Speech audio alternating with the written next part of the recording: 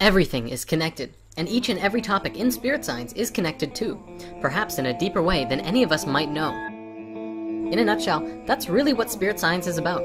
We're making connections. Connections between our understanding of reality and ideas about the way that things work on a physical, quantum, metaphysical, spiritual, and all manner of ways. If we find that things are not connected, we can add new points to find the connections. The way that science is hoping that finding the Higgs boson will bridge some gaps between the standard model of physics and understand other things like consciousness and gravity. Adding new connections like sacred geometry do just that. Sacred geometry shows us how biological systems interact with each other in nature, and we can copy it to become more in tune with nature and everything, and most importantly, ourselves. All of these ideas are connected. We just have to look at the patterns as to how. We can fractal this idea larger and larger. Just as an animal exists as a part of the ecosystem that it's connected to, so too do we have a connection with our planet in a way that is almost cosmic in nature. In learning to recognize the patterns that exist, such as the trinity between the life-giving sun, Mother Earth, and you, we can learn to understand ourselves in a very powerful way. If you get one thing out of this series, I would hope that I would be able to inspire you to look inward and to look at yourself and the events in your life in a new way. In looking deeper at the world all around you, it's important to let go of ideas that no longer serve you. The realization that I have come to is that all of us, every single person on this planet, are cosmic beings of life and light in the universe. We share a space with all of the energy of infinity, and it's about acknowledging that energy and tuning yourself into it. You are a receiver for cosmic information. Science now shows that we are all made of stardust, the remnants of exploding stars. We have developed our own unique consciousness based on our previous geometry. If our consciousness came from a star, then what's to say that that star and the rest of the universe doesn't also have its own unique consciousness, even if it's not entirely understood yet? On that note, I want to share a short video with you now by performance philosopher Jason Silva about what it means to understand and connect the dots.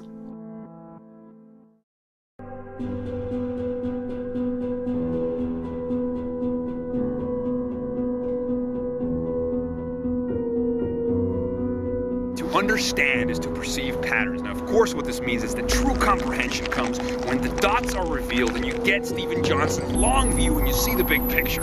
This is an idea about patterns, recurring patterns across different scales of reality. You know, Paul Stamets talks about the mycelial archetype and how the information sharing systems that comprise the internet look exactly like computer models of dark matter in the universe, look exactly like the neurons in a brain. They all share the same intertwinkle filamental structure. It's the rise of networkism as big data advocates talk about how man-made systems are looking exactly like natural systems. The more we can measure, the more we can visualize, the more it expands our consciousness by seeing these recurring patterns across scales of reality. It blows my mind, and I think that technology increasingly is becoming an expander of human consciousness. It extends our thought, reach, and vision, and revealing so much more. It's like, whereas once I was blind, now I can see.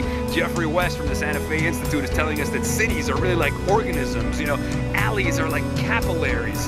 How is it possible that a man-made artificial technological system is behaving like a natural system? The more efficient it becomes, the more it's starting to look like nature. Really interesting, weird stuff.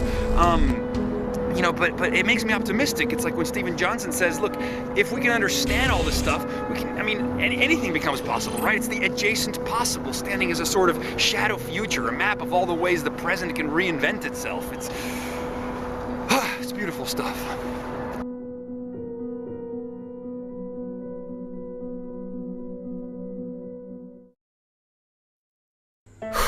Now, let's take this one step deeper because I know there's one aspect about this that a lot of people are hesitant about.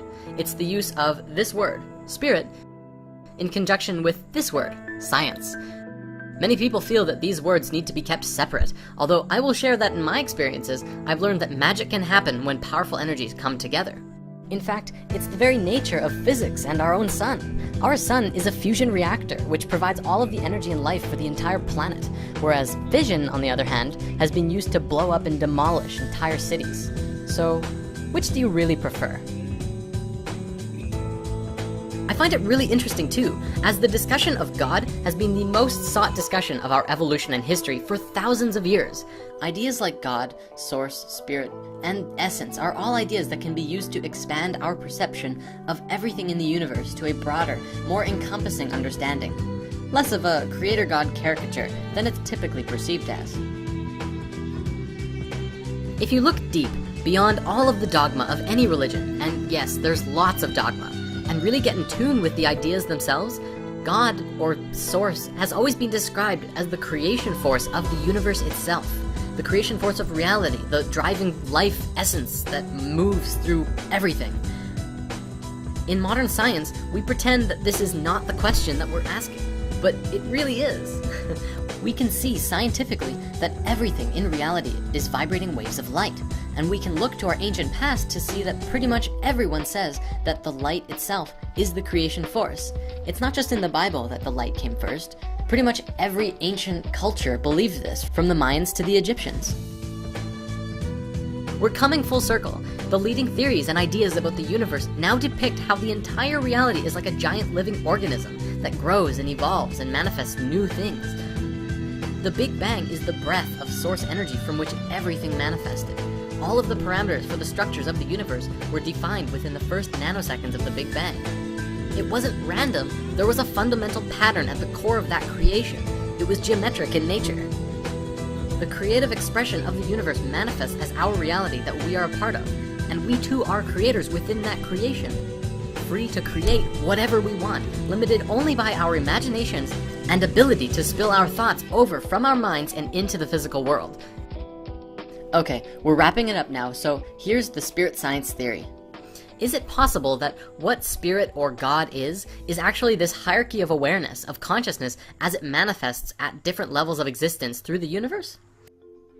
Consciousness itself is not this extrapolated aspect of the universe that we just so happen to inhabit, nor is it only subject to exist through biological life, but rather, the whole of the universe itself is conscious, and that is how it exists in the first place. If the sun provides the life essence for the planet, then that energy must be alive in some sense of the word, though scientifically we're having trouble comprehending it. This idea basically says that just as a blood cell is one conscious being that coexists within your body as a part of it, so too are we just one blood cell to our planet, Mother Earth, who is a conscious being, and she is completely aware of you in every which way, mentally, emotionally, physically, and spiritually. You're a part of her. You're part of her system. Do you not feel it when your stomach hurts or when you scrape your arm? Especially since we feed ourselves with lots of junk that we know isn't good for us. We're creating hurt, separation, and war on this planet, and she in turn is hurting too. And by healing ourselves, we're healing her. The next revelation is that creation and evolution are two sides of the same coin. The creation force itself is consciousness, and evolution is the change that the creation experiences as it continues to create more, as its understanding grows. This is demonstrated through the life and death of a star, or the life and death of a cell, especially if death isn't the end, but a recreation, a transition of energy into a new state of being. That would make sense, especially when we consider how we came from exploding stars.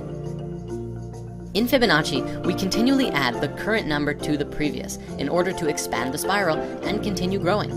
What we're doing now is taking our modern understanding of the world and the universe and adding all of our ancient understanding to it. The ancients told us that God existed within, and the keys to the universe lie in our hearts. Jesus and Buddha taught that through love, we can become the gods that we truly are. And now it's time to step into that. As we move forward into the future, the time has come to reconnect with ourselves and step into divine revelation through truth, love, and oneness.